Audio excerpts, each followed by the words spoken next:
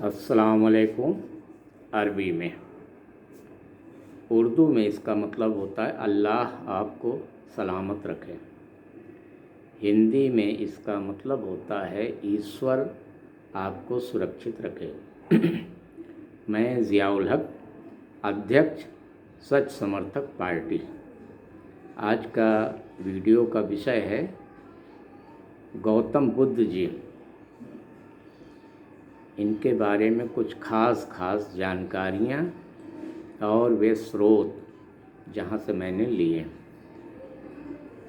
Number 1, बौद्धों की दीर्घकालीन प्रचार ने आखिरकार समाज में एक ऐसा समुदाय तैयार कर दिया जो निराकार को पूजता था। पृष्ठ 213, पुस्तक संस्कृत के 4 अध्याय, लेखक रामधारी सिंह दिनकर। नंबर 2, राजा राजेंद्र लाल मित्र कहते हैं कि बौद्ध पड़ोसियों के अनुरोध से हिंदुओं ने गोमांस खाना छोड़ा।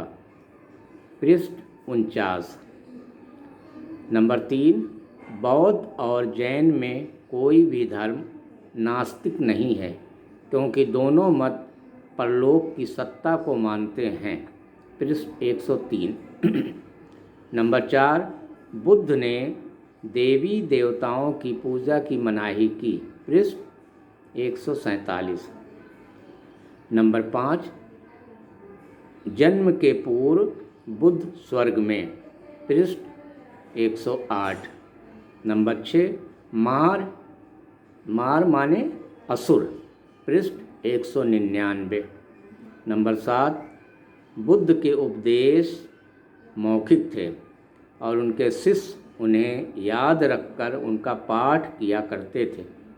बुद्ध निर्वाण के कुछ सप्ताह बाद ही राजगृह में प्रथम बौद्ध संगीति हुई जिसमें विनय पिटक यानी आचार संबंधी ग्रंथ और सुत्ता पिटक यानी बुद्ध के उपदेश के प्राचीनतम अंश संकलित किए गए।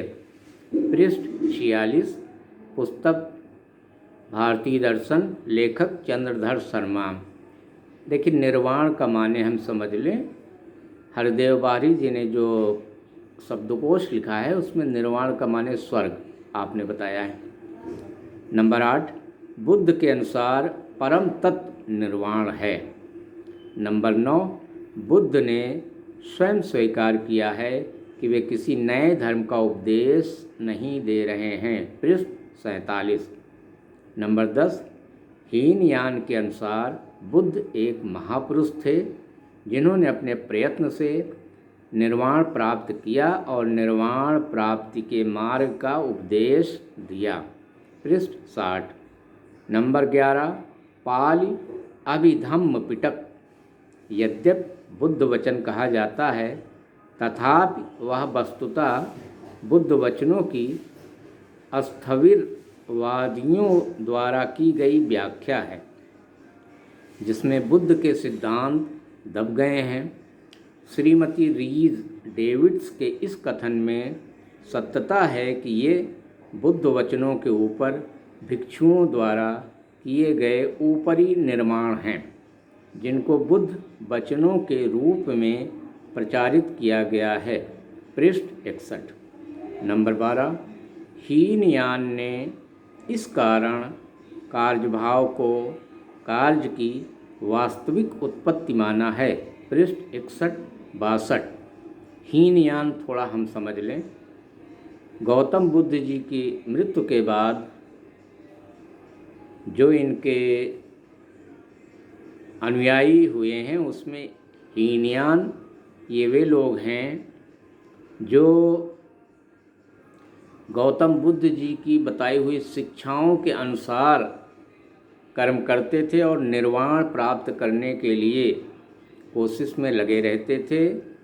और ये जब तक ये मजबूत थे तब तक गौतम बुद्ध जी को जाप करना या पूजा करने वाला गिरोह ये बात ज़्यादा फैला नहीं पाया यानी वो बहुत कमज़ोर गिरोह था। हीनयान यानी जो उनके सच्चे समर्थक थे, सच्चे अनुयायी थे, वो गौतम बुद्ध जी की शिक्षाओं के अनुसार ही कर्म करने की कोशिश करते थे। नंबर 13, बुद्ध परलोक को मानते थे। पृष्ठ 129। पुस्तक संस्कृत के 4 अध्याय, लेखक दिनकर। 14, संख्या 14, बौद्ध विचार। जन्म लगभग 2600 वर्ष पूर्व आज से के समय समाज की स्थिति का अत्यधिक हिंसा युक्त यज्ञ के आडंबर और पुरोहितवाद, वेद और उपनिषद पढ़ने का अधिकार शूद्रों को नहीं था। यज्ञ करके लोक और परलोक में सुख भोगने का अधिकार छीन लिया गया था। देश में विभिन्न मतांतरों के झकोरे चल रहे थे। पृष्ठ 124, दिनकर।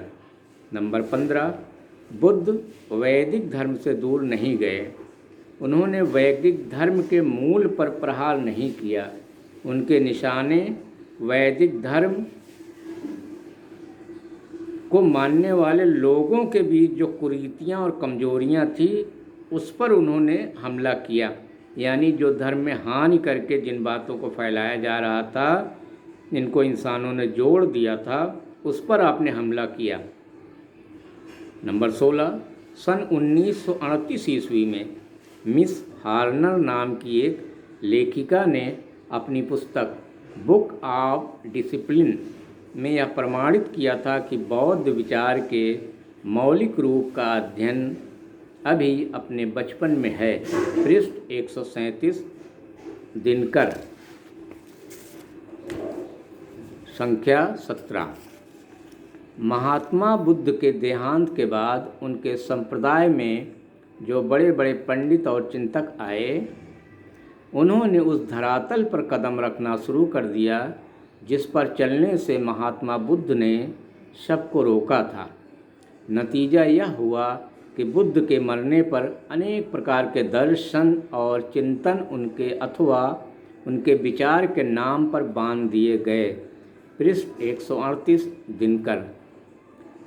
संख्या 18, महात्मा बुद्ध ने देवी देवताओं की पूजा की मनाही की थी।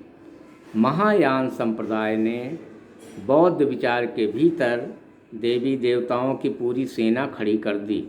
पृष्ठ 147, दिनकर। संख्या 19, बुद्ध का अर्थ प्रकाशमान या जागृत। पृष्ठ 185, अद्भुत भारत। पुस्तक A.L. बासम, लेखक। संख्या 20, उत्तम अष्टमार्ग जिसके आधार पर व्यक्ति निर्वाण यानी स्वर्ग, देखें हिंदी शब्दकोश बाहरी, प्राप्त करता है, केवल एक आस्था अथवा ज्ञान का ही नहीं अपितु व्यवहार का विषय है। पृष्ठ 205, बाशम। संख्या 21, बौद्ध धर्म ने मैत्रेयी बुद्ध की आगमन की शिक्षा दी थी। पृष्ठ 222, बाशम। संख्या 22, आमिषाहार बौद्धों को वर्जित नहीं था। पृष्ठ 206, बाशम।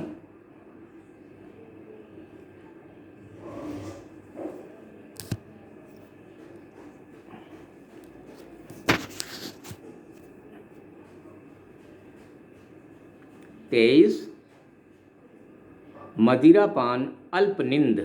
पृष्ठ 206, बाशम। संख्या 24, मैं नृत्य, गायन, संगीत, अभिनय से घृणा करने का नियम स्वीकार करता हूँ। पृष्ठ 203, बाशम। संख्या 25, संभवतः बुद्ध ने अपने आदेश मगधी भाषा में दिए। पृष्ठ 280, बाशम।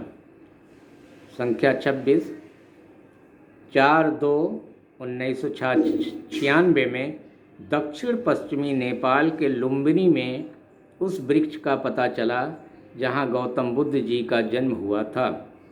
पृष्ठ 14 हिंदुस्तान 4/2/2021। संख्या 27 बुद्ध जी ने 29 साल की उम्र में घर छोड़ा। संख्या 28 पहला प्रवचन सारनाथ में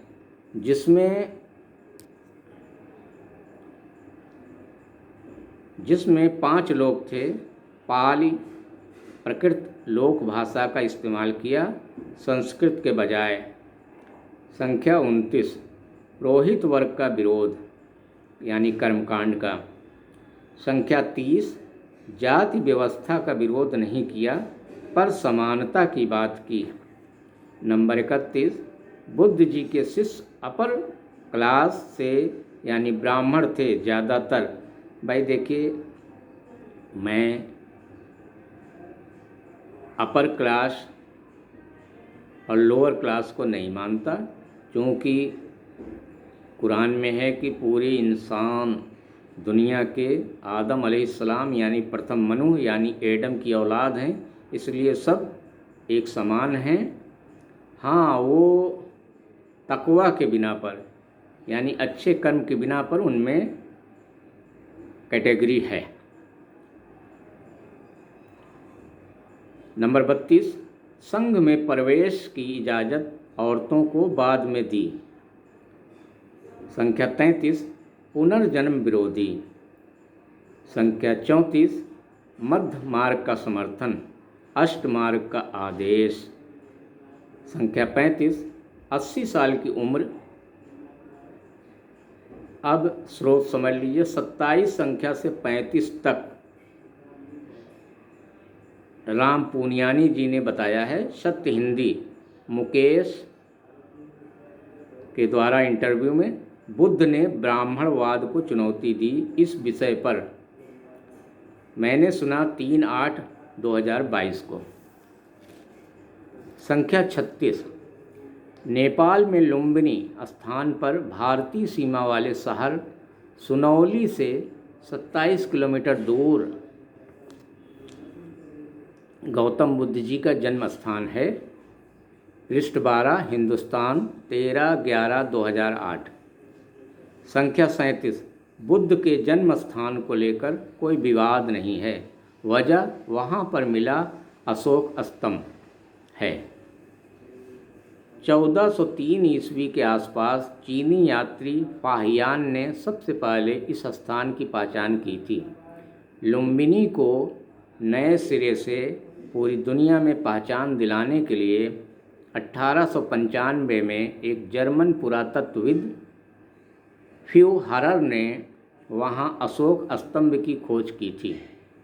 अशोक स्तंभ पर ब्राह्मी लिपि में उकेरा हुआ है। देवों के प्रिय राजा प्रियदर्शी ने स्वयं यहाँ शाही यात्रा की। बुद्ध शाक्यमुनि ने यहाँ जन्म लिया, इसलिए लुम्बिनी गांव के लोग कर का 1/8 भाग ही दिया करेंगे। पृष्ठ 1-2 अशोक स्तंभ, ये 38 संख्या है। अशोक स्तंभ 1997 में लुम्बिनी के बौद्ध जन्म स्थान को यूनेस्को ने विश्व विरासत के रूप में मान्यता दे दी। संख्या 39 ठकुरी, मगर, मल, किरात, लिम्बू देसी शासक थे। संख्या 40 मौर्य लिच्छवी राजाओं ने 879 ईस्वी तक तथा 11वीं सदी में चालुक्य शासकों ने नेपाल का सिंहासन संभाला था। संख्या 41 आरोप भारत ने 53 स्थानों पर नेपाल का 5089 वर्ग किलोमीटर भूमि अतिक्रमण किया है। ये नेपाल के लोगों का आरोप है। संख्या 42 2/12/1815 को ब्रिटिश भारत और नेपाल के बीच हुई सुगौली संधि के बिना पर गोरखा सैनिकों की बहाली की शुरुआत हुई। संख्या 43। हार्ड लाइनर मानते हैं कि इस संधि के द्वारा सिक्किम नेपाल के हाथ से निकल गया। कुमाऊं, गढ़वाल और कांगड़ा के नेपाली भूभाग को अंग्रेजों ने उससे हथिया लिया। संख्या 44। भारतीय संविधान के निर्माण में 2 माह 6 दिन लगे।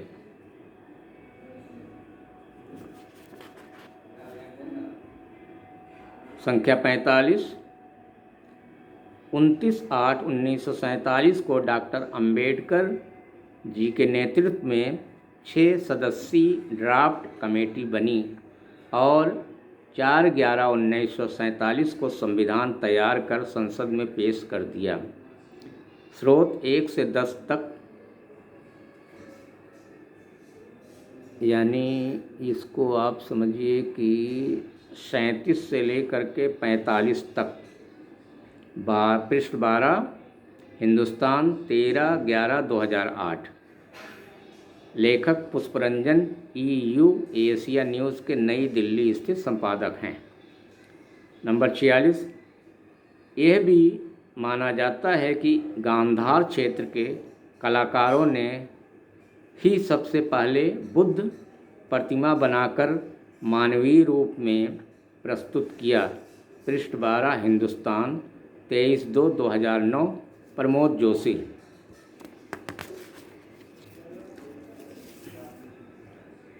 संख्या 47। बौद्ध 35,62,70,000।